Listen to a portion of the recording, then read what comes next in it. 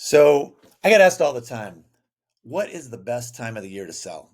And I think there's a lot of ways to answer that question. But as we move to the end of this year and we're about to start this fantastic new year that's coming up, I guess the question is, what do you do during that last couple of weeks of the year, right? We have these phantom weeks where people aren't working, they're kind of relaxing. It's like, well, what do I do? I don't want to disturb people. And I used to have this question come up all the time when I was selling books, right? I had this crazy summer job over 30 years ago where I would work, get recruited from the West Coast, go work in the East Coast, knocking on doors, selling books. And I learned a really valuable lesson.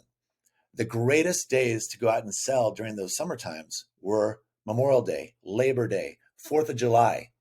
These were days that a lot of people didn't want to work because they thought, oh, I'm going to be, disturbing families, or they're on vacation, or they're out at the lake, or whatever they're doing.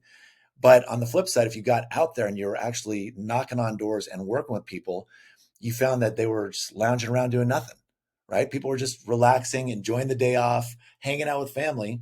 And so oftentimes we wouldn't just sell to that person that we were there to see, we'd sell to their brother and sister who happened to be in town. Maybe it was grandma and grandpa that happened to be there. And the same thing holds true. If you roll that over outside of the summer, some of the best days for you as a salesperson to go out and sell will be those holidays and vacations that pop up, those 3-day weekends where people are just kind of doing nothing.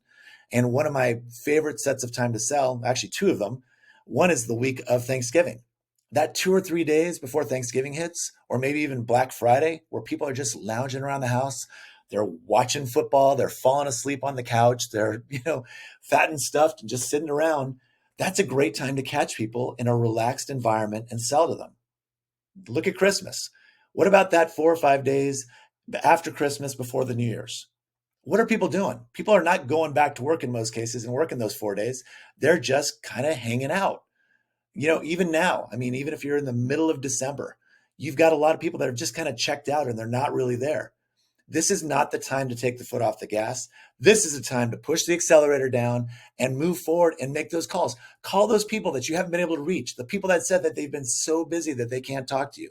Call the people that have just been impossible to get on the phone because you've kind of called them and you just can't seem to connect with them. This is the perfect time to do it.